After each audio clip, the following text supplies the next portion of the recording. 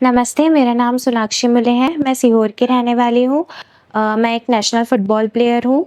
19 नवंबर 2023 को मैं football tournament खेलने के लिए गई थी कोलकाता। वहाँ मुझे इंजरी हो गई, जिसके बाद मैंने वापस घर आकर मेरे कोच को बताया, तो उन्होंने और लोकल डॉक्टर्स ने मुझे सजेस्ट किया कि मैं एमआरआई करवाऊँ। एमआरआई के बाद मैंने रिपोर्ट्स दिखाई डॉक्टर को, तो उन्होंने कहा कि सर्जरी करवानी ही पड़ेगी।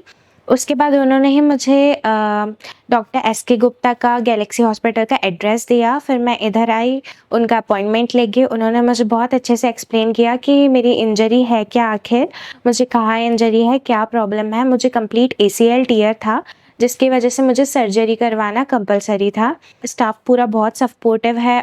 डॉक्टर्स ने भी मुझसे बहुत अच्छे से बात करी, सबने बहुत अच्छे से ध्यान रखा और मेरे हिसाब से तो ये ऑर्थोपेडिक्स का बेस्ट हॉस्पिटल है भोपाल में।